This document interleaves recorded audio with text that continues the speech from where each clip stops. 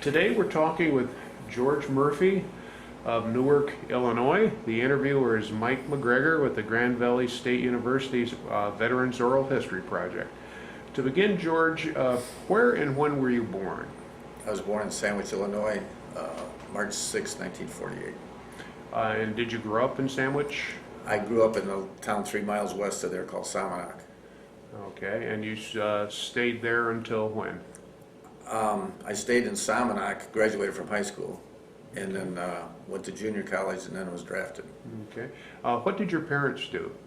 My mother was a homemaker and my father was he worked in a factory in Sandwich. Okay. What kind of factory did he work in? He worked for New Idea. Okay. It was a farm implement manufacturer. Okay. So you graduated from high school, and what did you do in high school? Were you active in athletics or? Yeah, I played baseball and basketball and track, and that's all we basically had back there at Salmonock High School. So 3 sports. So you decided to go to community college right after? I went to Waubonsee Community College, which was 25 miles away, and then Uncle Sam said they needed me, so I got drafted in June of 1969. As a draft, were you still in the community college? No, the funny story is I was supposed to get drafted in, let's see, it would have been January or February of 69.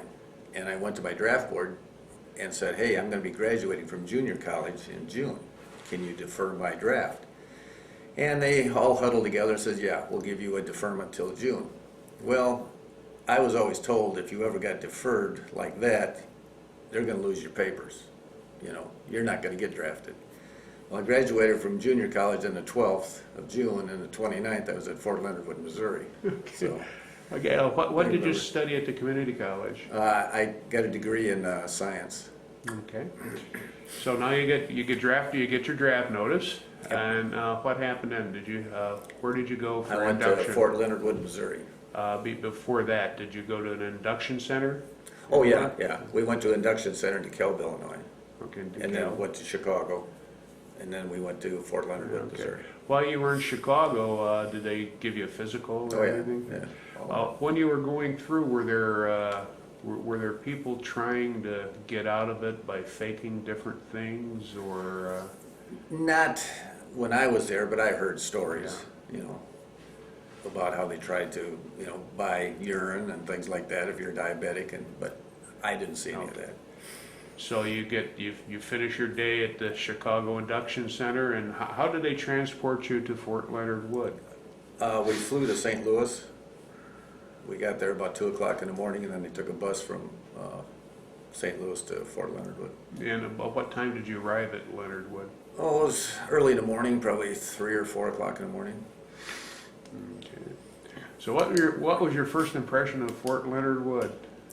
The first thing that I do remember about Fort Leonard Wood was smelling the honeysuckle.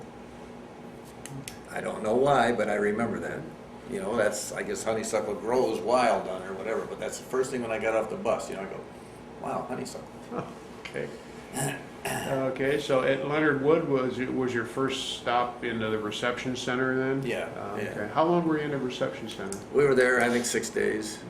And what did they do with you Well, those you 6 days? got your shots, obviously, and you got your fatigues and gave you all your clothing and things like that, and then that was basically it. We went to a few classes, if I remember, and after 6 days, then we got assigned to a company. Okay, and when you're getting out of the reception center, did you have any idea what your military job was going to be? You had no idea about an MOS at that point. Okay, so now you're assigned to a basic training company, and just tell me about basic. It was tough. It was rough. I mean, it was hard. Fort Leonard Wood, Missouri is in the southern part of the state, and I was there in July and August, so it was hot, very hot.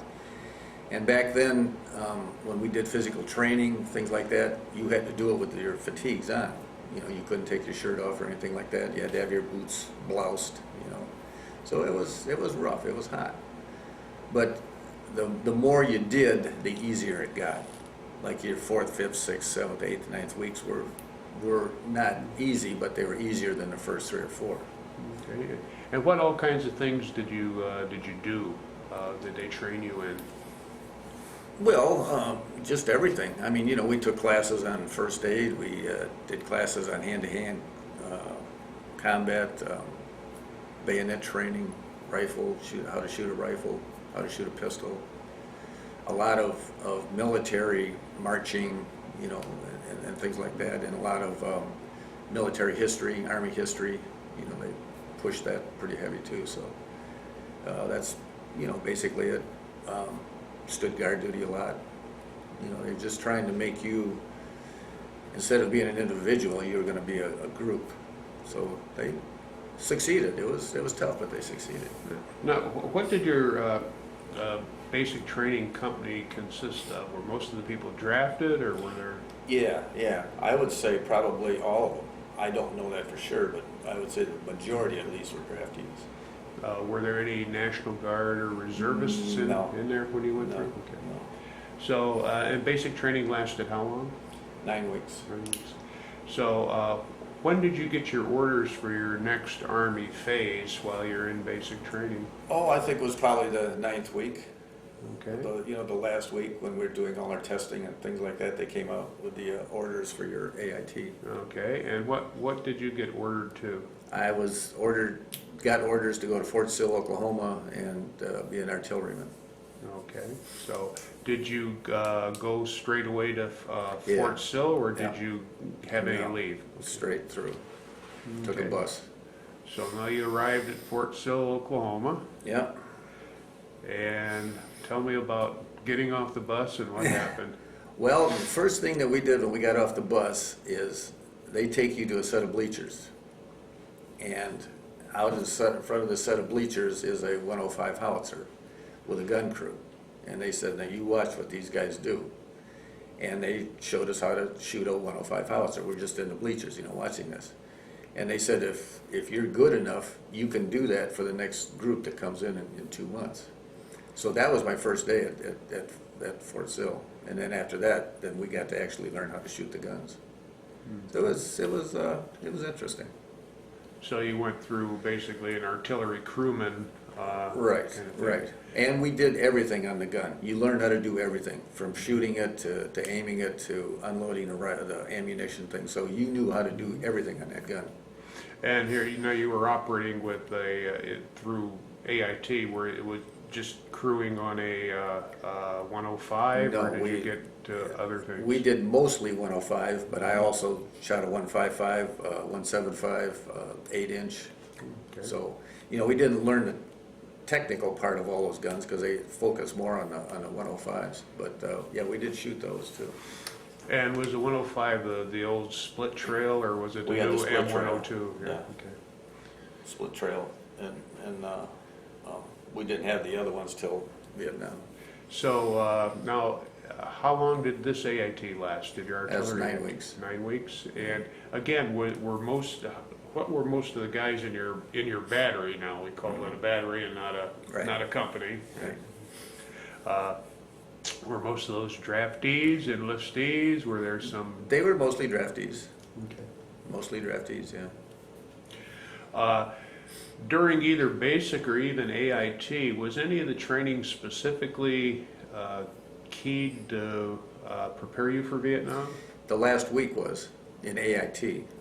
They had what was called jungle school, and they had a Vietnamese village set up there, and you would attack it and things like that. And they showed you booby traps, tripwires, you know, just the kind of covering the things that you're going to run into in Vietnam. So did everybody go through that, or just the people who had orders for Vietnam? Everybody. Okay. Everybody. So now as AIT's winding down, you were trained on every phase of how is their operation, Yep. what gunner, assistant gunner, ammo handling, Yep. the Yep. whole thing. Now did you get orders then for? Yeah, I got orders for Vietnam. Okay. Did you know what unit you were going to go to? No. You just had orders to go to Vietnam. Right. Okay. Did you get a leave? Yeah, I got 14 days leave. So you went back home to Illinois. Yep. spent your 14 days and... Got on a big bird from O'Hare International and flew out to Oakland, California. And then you went to the Oakland Repo Depot? Yeah, must have been there, huh? Oh, yeah, I went through there, yeah. And how long were you there?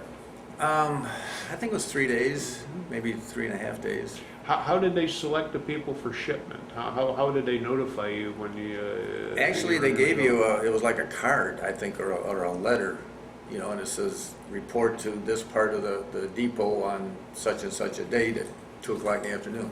Okay. And then Then we you all went. did. Basically, the guys that you were with knew where you were going and when Okay. you were going, so.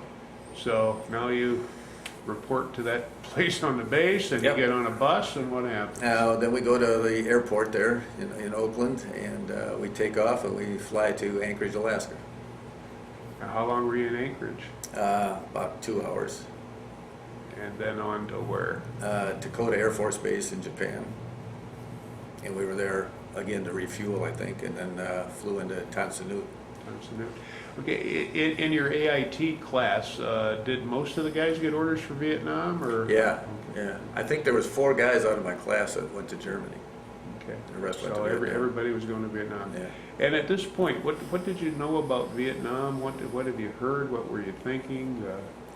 You know, I didn't know that much about Vietnam, just watching the news, things like that. You know, I was concentrating more on college and you know, girls and cars and stuff like that, and I wasn't really thinking about Vietnam until I got drafted. And then, you know, you hear stories. Your buddies have already gone there and stuff, and they tell you stories, but I didn't really think that much about Vietnam. So you arrived in Tan Son Nhut. Yeah. Then what happened? In Tan Son Nhut, we were there 4 days at the reception center again, and they assigned me to Charlie Battery, 1st of the 7th Artillery, 1st Infantry Division. Okay. And our AO for that was south and east of Saigon in the Mekong Delta. And after 3.5 months or so, they transferred me to the 101st. Okay, was that Charlie battery, was that a 105 outfit? 105 split trail, Okay. yeah. Okay, so you went down and you joined the unit. Yeah. How were you received in the unit? Good. I mean, every battery that I was in Vietnam was always shorthanded. You know, let's just say for discussion, there's supposed to be 100 people in a battery. We maybe had 80. Okay. So when new guys came in, you needed them, and yeah, they treated me well. So you were assigned to a gun section. Yeah. How many people would normally be on a 105 There's gun supposed to be section? 6, but the most I ever had was 4. Okay. And you joined the battery, and what were your duties? Assistant gunner. I pulled a lanyard, Okay. you know. That was a job they assigned to me. Now, did you move a lot, or? Yeah. Well, I was there, like I said, a little over 3.5 months, and we were on 3 fire bases with the big red one down south. And how would you get from Firebase to Firebase? Truck. You would road march? Yeah. On any of those fire bases, did you have any, were the fire bases ever attacked, or? Yeah.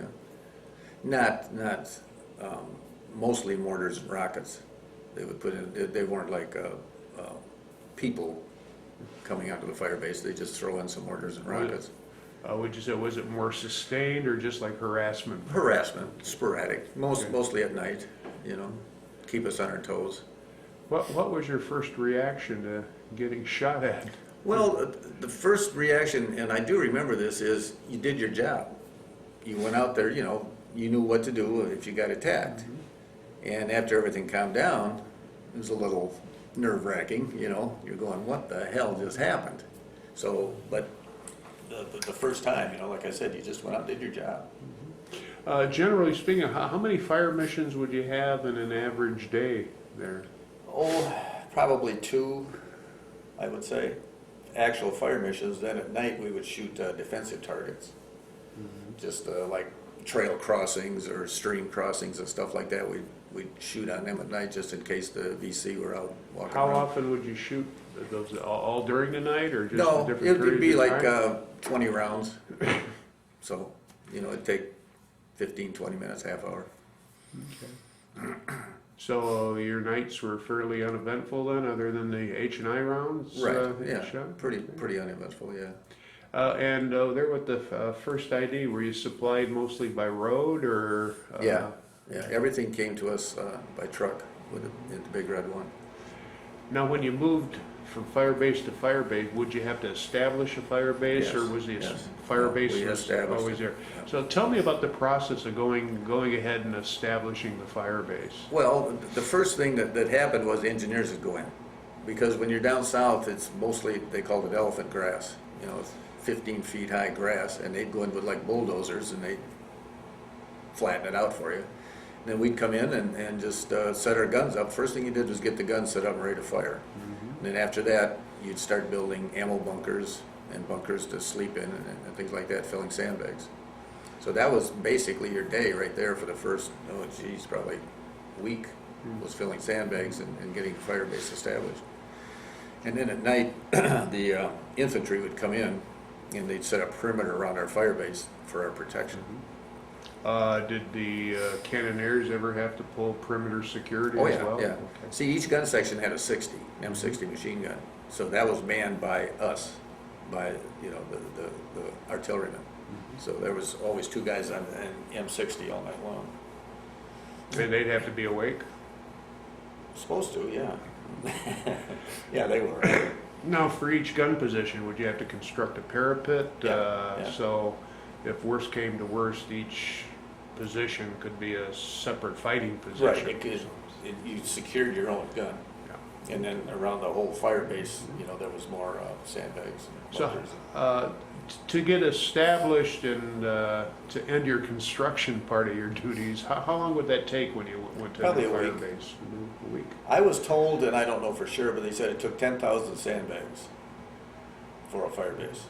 Now, I don't know who counted them, or I didn't count them, but that's what I was told. Well, by that definition, I think I built about 45 fire bases in my career. Yeah. Obviously a lot of sandbags, a lot of ammo boxes. Yep, we stack up ammo boxes. And when you construct an ammo bunker or personnel bunker, just for the record, how was it constructed? Well, basically the ones that we had in the 1st Infantry Division, they were underground. They dig a trench, and then we put PSP on top of it, that perforated steel planking, and then cover that with sandbags. Okay. And that was our bunkers and where we slept and things like that. And you'd have to dig the underground. No, a bulldozer. Oh, okay. Yeah, They did the that engineers for it. would dig Okay. that. Okay. So you went to 2 or 3. You said you were in about Three. three fire bases and Yeah. 2 that you had to establish, right? Yeah, 2 had to And you establish. joined I the joined Minnesota. Then what got you out of the Big Red One? They went home. So 1st Infantry Division pulled out and went home. okay, so the 1st Infantry Division was redeploying. When you heard that, did you say, "Hey, this is great. I'm going to get to go Yeah, home"? I was going to be there 3 months and go home. I said, it's great. And then they said, no, we're going to send you A little bit further north. So I got orders to go to 101st Airborne. So when so when the division is basically disengaging and getting ready to The only thing they took home was their colors. case the colors, then they're going And to that go was it. home. All Okay. the men just were Okay, dispersed. so you got orders for the 101st. Yeah. What was your thought about that? I didn't know anything about the 101st either. I thought, well, what the heck? It couldn't be any worse than the 1st Infantry Division. I heard more about the 1st Infantry Division before I went to Vietnam than I did about the 101st. So, I didn't think anything could be any worse than what I just did. Did you Little did I know. did you have anything of saying, well, wait a minute, I'm not a paratrooper. Why are they sending me here? That probably went through my mind. I think now that you say that, And how are you going to parachute out of a plane with a 2-ton, 105? But I think that went through my mind probably, yeah. Okay. So basically, the first, who took over your positions then with the 1st Infantry Division? Did you guys Arvins. just the Arvins? Okay. Yeah. Yeah. you didn't abandon them, you just turned it over to, Yeah, gave it to the Arabs. to the Arvins. Yeah. And then how did you get up to the first, to the 101st C-130. from, We flew up to, I think it was Cameron Bay. We flew from Saigon to Cameron Bay in a C-130. how many of you went to the 101st from the battery? Oh, from my battery, I want to say there was probably 6 or 7. Okay, And from my gun section, there was 2 of us. okay, so you, So that helped. You know, had you had a some buddy. friends Yeah, or you had a some buddy. acquaintances at least. Yeah.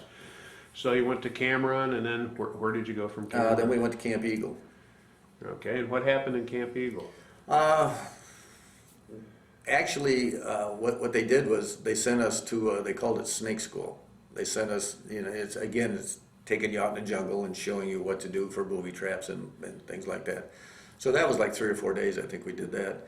And then after that, chopper came in and we went out to flew out to a fire base. Okay, and that's where you joined the B battery, right? B battery, yeah. Did the second of the 320th, did they have a rear area back at Camp Eagle? Yeah, And yeah. you processed through there, Yeah, and yeah. then they took out the B battery, and when you joined B battery, where were they located, do you know? Well, the first fire base I was on was called Brick. Okay, And that was about 20 miles, I think, from Camp Eagle. okay, and how big was Firebase Brick? Not very big, just room for about 6 guns. I'd say probably not even half a football field. Okay, and did they have the same split trail howitzers there, or did they have other? No, we had the air mobile howitzers then, we called them. They weren't the split trails. The one that you could 360 traverse yeah. without, okay. Spin it around. M102s. I think, yeah, I that's it, recall, yeah. Okay. Now, being an old artilleryman from the split trails, how did you like the air mobile version of the howitzer? Night and day. I mean, they were good. Well, you being an old artilleryman too, you know, you had to pick up the trails on a split trail to move it around to get the right angle. This, you just cranked it right on around. It was good. It was really good. Somebody was thinking, finally. So, and it was lighter too, wasn't it? Oh, yeah, Worked it? yeah. Okay. Because the ones that we fired in the 1st Infantry Division were World War II 105s. Wow. I mean, it's stamped right on it, like, you know, 1941, 1942. Okay. So they were antique, heavy, and if you remember in World War II, everybody was shooting in a straight line. Yeah, You set up a yeah, line, you right. shoot it this way, but in Vietnam, you were in a circle. So you had to keep spinning that gun around. So that's what the air mobile howitzers were great. Okay. Did it take a period of adjustment to get used to it, or was the gunner and the assistant gunner duties basically the same? Oh, basically the same, kind, yeah. kind of yeah. thing? You It know, was just... same as shooting a 155 or an 8-inch or anything. Everything was the same. So you really didn't have to get retrained No, on it? no, Okay. no. We were ready to go. And how many, when you joined your gun section, did you join them as what, an assistant gunner, or? No, I was an ammo bearer. Okay, so they had you start at the bottom there, Yeah, right? yeah, Okay. yeah. And then seniority, you know, you move up. Okay, and how were you received when you got to the Good, battery? good. Again, they were shorthanded, you know, so they would take anything that was breathing. And did they like it better that you had previous experience as opposed to being a cherry just off, They didn't just have off of to. Fort yeah, Sill? Yeah, they didn't have to teach us anything. You know, Okay. you could just jump right in and do your job. Now, with as you joined B Battery and you're on that fire base, how busy were you? How many fire missions would you? The 101st was busy. We were in the A Shau Valley, Okay. you know, and it was busy. We were firing a lot. An awful lot. How many rounds a day would you say your gun shot? Oh, at least 100, Okay. maybe more or less, you know, depending on what's going on. But yeah, it'd be about probably 100. And what kind of fire missions were they? The fire missions with the 101st were contact. If the infantry got in trouble, we'd fire for them. And they were, you know, they were out in the boonies there and they were getting in trouble. So we fired quite a bit for the infantry to keep them off them. Now, do you know if your battalion, if the second of the 320th, did they supply the FO parties to the rifle companies, or Yeah, oh yeah, Okay. yeah. did many of the guys in the battery volunteer No. to be in the No, FO parties? Okay. no. That was again where they said, you. Okay. Yeah. All right. So you joined the battery. How long did you stay in that location then? The first Firebase, Mm-hmm. it wasn't long. I want to say a week, maybe Okay. 2 weeks. And then you moved to where? I think we went from there to Firebase Rifle. And we were there a short time, and then we just, Was Rifle an existing fire base, No, or so no. you again had to construct? We a had to thing? build it from the ground up. No, here when you're moving to Rifle, you're deploying via helicopter. Right, And underneath you the had to Chinook. march order the howitzer and everything. Did you find that unusual to do, or did Well, you I'd need never some done it. training on that Yeah, yourself? I'd never done it. So that was a learning Oh, experience yeah, for you? yeah, yeah. So it was, yeah, you had to learn. Like I said, I'd never done it because at Fort Sill, it was all by truck, and 1st Infantry Division was all by truck. So when they'd bring the howitzer out by Chinook, and would they also carry a basic load of ammo for Right. the howitzer under it? The first thing that went up in the air was the howitzer, and then underneath that was a basic load of HE that we'd send with it. And then underneath that was your personal supplies. Your personal gear was in an airlift bag. How big was the basic load? How many rounds did you I have? think we had like 50, if I remember right, of 105s, or I mean of HE. And at that time, did you have beehive rounds? Yeah, And were they in the basic load, or did No. men have to carry them on? they carried them on, yeah. They Yeah. carried those, the firecracker. I think we brought some illumination too in the basic load. So it'd be HE and illumination. Okay. And the firecracker and the beehives were Yeah, hand yeah, carried yeah. on. We didn't have that many. I think each gun section had like 2 beehives, you know. And we And only we're- had to use them once, so, Were they in a steel yeah, containers? yeah, yeah. Okay. So now you started up this fire base from scratch. Was the process basically the same, Yeah. except you had to dig and you didn't have the Right. engineers and the bulldozers out there? What they did was, they sent us culvert halves. They were about 6 feet Yeah. wide. And that's what was, we put all our ammunition in there, set them up on the wood ammo boxes, filled with ammo boxes with dirt, set the culvert halves on top, sandbagged them in, and that's what we slept in too. Okay. So that worked out pretty good. Okay. And how long were you at this fire base rifle? Oh, boy, again, maybe 2-3 weeks, a month. Okay. Because whenever the infantry moved, obviously we moved. Now, did your battery, was your battery providing direct support for a certain battalion in Yeah, the, yeah. in the 506, or, Yeah, well, we did the 506 and the 50 Deuce. okay. So, whichever we were closest to at the time when they were moving, we'd go with them. Okay, you would move with them then, so Yeah, you were yeah. basically really just a direct support, and they always tried to, you always theoretically they had to be within your fan of fire, so Right, you could yeah, provide exactly. supporting fires for Yep, them. that's exactly how it worked. Okay, and, well, who would secure the fire base then? Infantry, Okay, they would come in, and pull perimeter for us. so they'd rotate Yep. units in Yep. to the fire Give them base? a 2-3 day break Yeah, from being out in the okay. boonies. Okay, and you did this for the rest of your tour? Yeah. Okay. Now, you said you had to use beehive once. Once, yeah. Would you care to tell me Well, the it was, circumstances? I think the fire base was pistol. It was either pistol or, no, it was pistol. And pistol was on like a spit of land, and there was a gully that went up to the side of it. And we got intelligence that they were gonna come up that gully, they were gonna attack the fire base. And so we took one of the howitzers and we pointed it straight down into that gully and put a beehive round in it. And sure enough, the intelligence was right, because they just come through that gully like ants.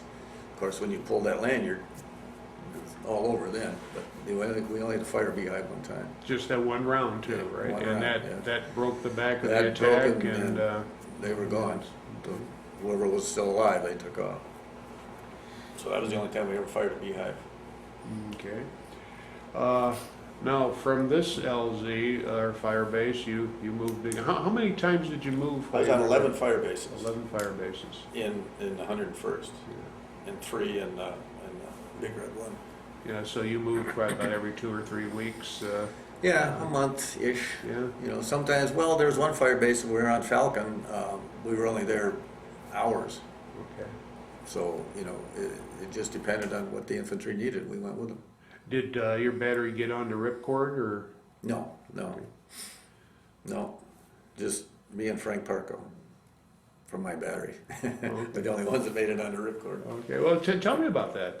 You were, We where were- was the battery? Now, the Ripcord operation is going on. Ripcord's going on, yeah. and- We went to Gladiator, Fire Support Base Gladiator, which was about 6 or 7 clicks from Ripcord.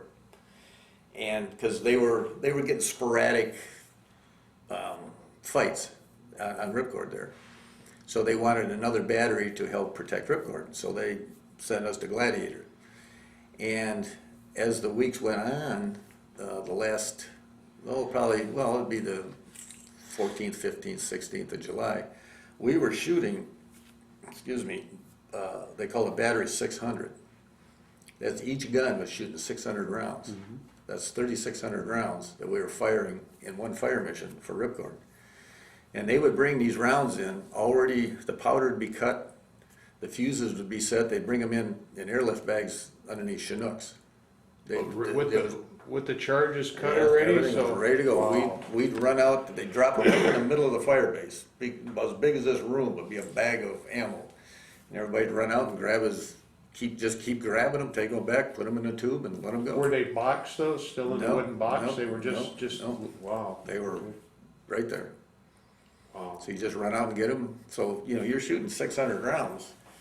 That's a lot of humping of ammo, because each round weighed 35 pounds. So you just carried as many as you could get, 3 or 4 at a time, and take them back to the gun and keep shooting. And again, we only had 4 or 5 guys on each gun. So this was 24 hours a day. How many days did you do that battery 600? Well, it varied. I mean, we do 400 battery, 600, 300, but that was probably the last 2 weeks of July, or last 2 weeks of Ripcord. Okay, so you're firing a lot, and then there's then some thought about moving the battery. Moving my battery to Ripcord, because the other one got destroyed when the Chinook blew. Right. So then what happened? How did you end up there then? Well, like I said, he said, you and Frank are going to Ripcord tomorrow, be on the chopper. So the chopper landed at Gladiator, and we took off, and we flew up to Ripcord. What were you supposed to do there? Just look the area over, see if we needed anything, like if we needed a bulldozer or something to push the old guns off the side of the hill, and just look the area over, see what we Okay, needed. just to see if you could set up If quickly we and could, fire. if we could do it, yeah. Essentially, you just went over as the advanced party. Yeah, just to look things over. So we, like I said, chopper came and took us, and we flew up to Ripcord. Okay, now you got up, getting into Ripcord, did you have any adventures or? Oh, yeah. We landed on the south chopper pad there, and the door gunner leaned over as we're flying up there, and he said, the pilot's not gonna land this chopper. He said, we'll be 2-3 feet off the ground, and you get the heck off this chopper. And he did. He come in like that, and we both bailed out, and there was a shell hole maybe 20-30 feet away. So Frank and I took off running and dove into that shell hole, because now mortars and rockets are coming in because they wanted to get that chopper. So we dove in there, and the chopper took off, and hey, you made it out of there. And we noticed up the side of the hill there, maybe 50 yards, a guy was going, like this. So Frank and I took off running, and I mean, there's small arm fire going around and rockets and everything, and we dove into this bunker. And then it calmed down a little bit because the chopper had already left, and we made our way up to TOC to see what was going on, report in, because they knew we were coming. So we went over there and reported in and talked to the guys there, and went up and looked around on top of the fire base.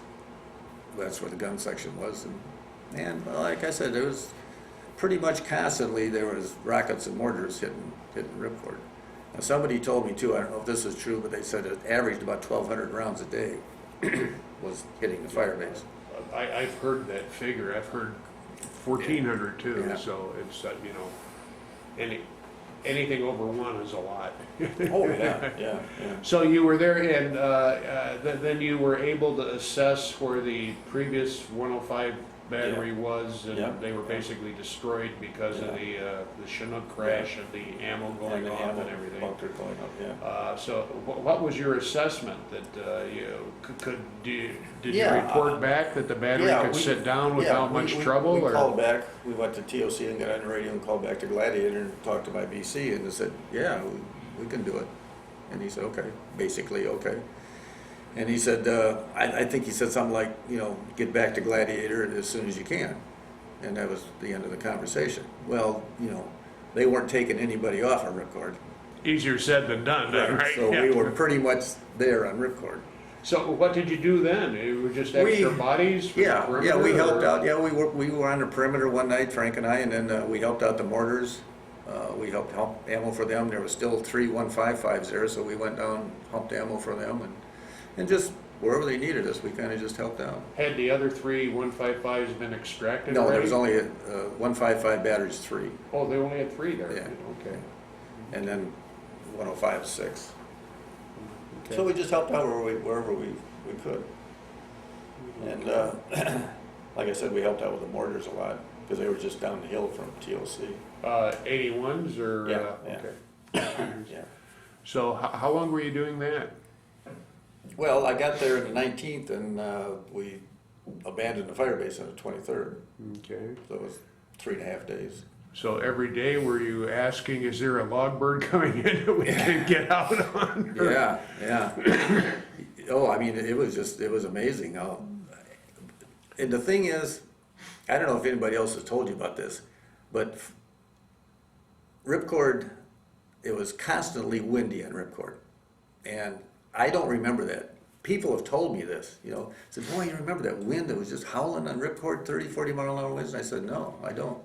So as you're running around doing this stuff, you know, you're constantly, shells are going off and dust and dirt flying all over the place, you know, and it's in your eyes and you're breathing it and you're eating it. But I just don't remember that being that windy on Ripcord. I know some folks have indicated that there were winds at times, but I'm not sure if it was constant or Yeah, or what. But obviously you had other things to be concerned about. Yeah. So when did you? When were you informed that you're getting off of Ripcord? I think it was the 22nd. They came down because Frank and I headquartered out of TOC. That's where the majors and Right. big shots were, you know. So we hear all this stuff while we were down in there. And they said we can't hold Ripcord, so we got march order for the 23rd to get the heck off there. So I think it was the 22nd we found out about that. Okay, and then you left there on the 23rd. Yeah. How was leaving? Was that kind of scary or hairy? It was 10 times worse than arriving because they were just, I mean, there was more rockets and mortars going off. It was just amazing. The chopper that I landed or took off in, there was right inside of TOC was a berm, and behind that berm was a guy on a stretcher, and I don't know if he was dead or alive, but it didn't make any difference. I told 3 other guys, I said, when we leave, we're going to take that stretcher with us. So they said, okay. So the chopper is coming in, and again, they told us that chopper is going to be on the ground about 2 seconds. He's going to come up side of the hill, land, and then he's going back. So you best be on that chopper. So we heard him coming up side of the hill, the chopper, and we took off running with that stretcher, and there's 3 or 4 other guys going with us, you know. And I remember I dove onto that chopper with a stretcher, and the door gunner put his foot out, or I'd have slid right on through that chopper and went out the other side. So thank God he put his foot out. And then rockets and mortars are going off. The windscreen on the chopper was shredded, you know, it was just all busted up and everything from rocket hitting it just before we took off. And we took off and up straight down the hill. And the door gunners are just opening up with their 60s, and we're shooting our M16s and throwing hand grenades out. And you look down, you're maybe 50 feet off the ground, and it's just like ants coming up the side of that hill, the NDA. I mean, just all over the place. And I tell the guys that, you know, it seemed like an hour or 2 hours. that were going down the side of the hill. It might have been 30 seconds or a minute, you know. And everybody's firing and shooting, and then all of a sudden, silence. The only thing you hear is that whoop, whoop, whoop, whoop, whoop, whoop. 'Cause Were you we're- taking, as you were going down, were you, in that 30 seconds, were you taking ground fire? Or Oh, were they yeah. shooting at you yeah. too? I mean, Okay. you could see it looked like a pincushion, that chopper. Okay. I mean, there was holes all over the place. But then, like I said, just silence. All you hear was the blades, because you were out over the jungle heading Right. back for Camp Evans. And we landed at Camp Evans, and we got the wounded off the chopper, and there was like a sandbag wall by the landing pad there. So Frank and I and a couple of other guys, we just walked over there and we just sat down, you know, just going, wow, you know, this is, what the hell just happened? And I remember the chopper pilot getting out of that chopper. He walked around to the front of that chopper and he kissed it right on the nose. He goes, like that. And we looked at that chopper and there was hydraulic fluid leaking out of it. There's engine oil leaking out of it. There's antifreeze leaking out of it. I mean, the thing looked like a sieve with all the bullet holes and everything in it. And he got us to the ground. He got us in there. And that chopper pilot, like I said, he kissed it right on the nose. Oh, wow. I bet you were relieved. Oh, yeah. So now you're back at Evans, and Yep. how long did it take you to get back to B Battery then? A little bit longer than probably it should have. Oh, okay. Well, Frank was a scrounger. He could get anything that you needed or wanted. So I think I was talking to some guys or something. Frank took off. Well, he come back half an hour later. This was after we landed, and he had a clean set of fatigues for me and him, because our fatigues were all covered in blood and mud and tore up and everything. So we went. I don't know where we went. We changed anyway. And Frank says, I think I said, well, you know, we got to get back to Camp Eagle, because Evans is 20, 30 miles away from Eagle. Frank says, well, let's go find an EM club and have a beer. So it sounds good to me. So somehow we found an EM club, and this was middle of the afternoon, late afternoon. So we had a few beers in there. And Frank says, well, he said, no sense hitchhiking to Eagle, you know, in the dark. So we went someplace and got a bunk. We spent the night. Next morning we got up and we hitchhiked back to Eagle. And it was in the middle of the afternoon. I think we got to Eagle and got back to our rear area there, where the battery, the clerks were and everything. And I remember I asked the clerk, I said, when's the next chopper going back out to Gladiator? He said, the mail chopper is going to leave in about a half hour. And Frank says, well, we're not going to make that. So we went to the art club that night, had a few more beers there. And so it was the next afternoon. This was 3 days after Ripcord. We finally took the mail chopper and went back out to Gladiator. And the first person to meet us was our battery commander. And he was not happy. Was that you were late, or? Yeah, see, you know, he didn't know if we were dead or alive. Okay. He didn't know anything. And we get off that chopper, and boy, he chewed us up one side and down the other, you know, because I think he was concerned. Well, just anxious as to. Yeah, he didn't know if we were dead or alive, because he obviously knew that the Firebase was abandoned, and, you know, there was heavy casualties when it was being abandoned, and then here we come popping up off this chopper 3 days later. In clean fatigues. Clean fatigues, yeah. That's right, yeah, I forgot about the clean fatigues, you know, so he was not happy. Okay, he got over it, but. Yeah. So then you went back to your gun section, and Yeah. Gladiator was done. We moved on to another gun section or another fire base, and I think that was Kathryn. We were on Kathryn twice, so we went to Kathryn after Gladiator, and you know, shooting from the infantry or the 506. and your number of fire missions now that Ripcord's over and you're back here. Yeah. Was that? How would you characterize that? Did it were you guys very, very busy, or? Yeah, we were still Okay. sure. Still a lot of Yeah. direct support. Yeah. I mean, we were still in the A Shau Valley, you know, and we were still close to Ripcord, because there was, you know, thousands of NVA Yeah. around Ripcord. So after they took Ripcord, they obviously were going after other fire bases, trying to get them. So yeah, we were busy. We kept firing all the time. Was any of the fire bases probed or hit? Or, Yeah. Kathryn, we lost, one night there was 2 killed and 17 wounded on Kathryn. Okay. So that was Basically a rocket attack or ground attack? Both. Or more? both, yeah. Okay. They probed us first with rockets and mortars, and then they attacked across the chopper pad, Okay. trying to get under the fire base. They never did, but you know, Okay. that was the first time I ever saw the Puff the Magic Dragon, Okay. that C-130 with the miniguns. They sent him out there because Yeah. they didn't know how big the NVA were that was attacking Kathryn, so they sent Puff out there, and that's an amazing machine. Mhm. Well, did you guys have to police up the area the next morning, or? Oh, yeah. We lost one gun. It took a direct hit with a rocket, so they came in with a Chinook and hauled it off and brought another one out to us. So it was, the fire base was pretty destroyed. So the same kind of contact, basically the same kind of activity then for the balance of your tour, or? Kathryn was the last Okay. major confrontation that I had with the NVA. And then the last fire base I was on before I went home was Birmingham.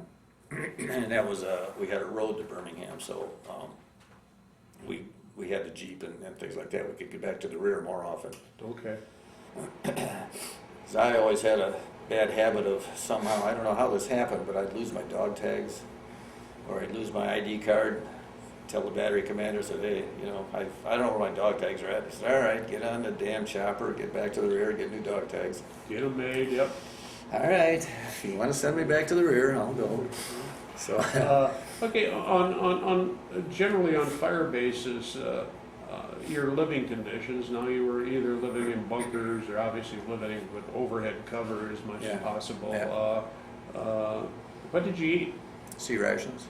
You just had sea rats? Would they bring hots out to you at times, or? Maybe once a week, we'd get a hot meal, they'd send them out in the Meramite cans. Yeah.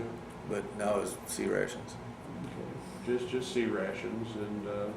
World War II sea rations. Yeah, Okay. 1943, said right on the box. They'll test your stomach. Yeah. The only thing that saved us eating sea rations is whoever went back to the rear went to the PX and got all the hot sauce that they could buy. Yeah. Remember that, right? Oh yeah. Yeah. Hot sauce and pepper. Yeah. Yep. When people think about Vietnam, they think, the media always portrays, all these guys are drug crazed things. How about drug use? What did you witness of drug use there? Minimal. Again, being out in the fire base, you're not around any place that you could possibly buy drugs. Now back in the rear, I would imagine, but I was never back in the rear that much. But back in the rear, I imagine there was probably drug use. But in my personal thinking was, I don't want to be screwed up, because you don't know. The next minute, there could be one heck of a fight going on here, and if you're goofed up. But I suppose a lot of guys, that's how they coped. I don't know that for sure. Yeah. But I never saw it, not on a fire base. Not out, and that's basically been experience in our interviews and my personal experience. Out fire bases out in the field, there was No. none, and Very basically minimal, if there was. Yeah, basically, a lot of guys say it wouldn't be tolerated, but back in the rear True, is true. is another issue. So in Yeah. the rear, did you experience it personally in the rear? Not personally, no. But I mean, if you're walking by a bunker or something, or a hooch, you might smell some marijuana or something like that. But yeah, no, not personally, no. Of your battery, B battery, what was the racial makeup of the battery? What do you mean? What was the racial demographics? Mostly white kids. I would say probably 80%. Then maybe 15 or so percent black kids, and the rest, Spanish but it was mostly white kids. Were there any racial tension? Or? No. I've been asked that question a lot. Not on our fire base, there wasn't. I mean, you had to work together, or you're going to die together. So. There was no racial tension. I mean, you didn't care if the guy beside you was black or green or purple. When there was a firefight going on, that's who you wanted right beside you. So yeah, there was nothing like that. Okay, good. Okay, so later in your tour, you said that after 7 months, you went to Australia on R&R? 10 months, yeah. 10 months? Yeah. R&R? Beautiful. How did you feel coming back to Vietnam? Well, I knew I only had 2 more months to go, so it wasn't that bad, but you know, it was tough. I mean, my God, you're down there with beautiful women and white sandy beaches and all the beer you can drink, and it's cold, and knowing in 6 days you're going to get back on that bird and head back to Vietnam. It was tough. It was. But you did it. So you came back and you finished your tour, and then you out processed. Where did you leave country at? Cameron Bay. And Flew about 16 hours and landed at Fort Lewis, Washington. Well, Seattle. Processed out of Fort Lewis. what was your feeling when you got on the bird? You know, it was amazing. We got on it. Now, I don't know how it was when you guys left, but when we left, the big jet plane was in a 3-sided bunker. You know, probably walls probably 40 feet high, and they backed it in there like that. And the pilot come on, and they took us out there in a bus that had wire on the windows, you know, for explosions and things like that. And he told us, you know, get off the bus, get on the plane. So we all ran off the bus, ran up the ramp, got on the plane. And the pilot comes on, he says, now when we take off, he says, I'm going to rev these engines up full speed in this bunker. And he says, then we're going to take off. And he said, I'm going to go straight up. You know, we go, well, we don't care. So he did. And I mean, that plane's just shaking inside that bunker, just shaking like this, you know, and all of a sudden the brakes release and he's down the runway and boy, he just puts it right on his tail. We go straight up in the air like that and then we level off. So, you know, small arms fire and things like that. And it was quiet. You know, we're sitting there and about 2 minutes later he comes on and he says, gentlemen, he says, I want to inform you that we have just cleared Vietnamese airspace. And the whole plane just just screaming and howling and cheering and clapping. So it was very emotional, I'll tell you. Okay, so you got to Fort Lewis, and what happened? Landed, it was early in the morning again. We took a bus from Seattle to Fort Lewis. Got off the bus. I remember walking down this ramp into a building, a big building there, and we dropped off our bags. And they gave us a meal ticket. So we went to the cafeteria there, the mess hall, and they had a steak dinner for us. And so we ate that. And the only thing I remember about was chocolate milk. They had those big containers, you know, you pull a little handle and the milk comes out. I must have drank a gallon of chocolate milk. And, you know, I hadn't had milk for 13 months. There was no milk in Vietnam, powdered milk, but nobody drank that. So that was good. That was the thing that I remember most was the mess hall. And I got back Christmas Day, landed at Fort Lewis. And most of the people were on leave, Christmas leave. So instead of taking, 1 day to process out, it took 2. Okay. So I didn't actually get back to Illinois till the 27th of December. Now, when you got out, were you now out of the Army? Yeah, Okay, yeah. so you got a drop of time, so you got out of the Army, and Yeah, I was done. what was your feelings when you got home? Tired. I remember I was just beat, you know, physically and mentally tired. Because, you know, 3 days before, you know, I was in a jungle over there fighting for your life, and then 3 days later you're sitting at home. So, I mean, it was good. I had a girlfriend at the time. You know, my parents, or my mom, my sisters, you know, they were all, you know, ecstatic to see me, obviously. And so it was good. You know, that's about all I can say. You know, just very, very. You didn't have to worry. That was the big thing. You know, you didn't have to wake up in the middle of the night and go pull guard duty or anything like that. So it was good. And you're safe. And safe, yeah. That was it too. You know. Well, really enjoyed your story, George. It's great. Oh, well. Just a wonderful, wonderful story. Hey, welcome home. Thank you. Thank you very much.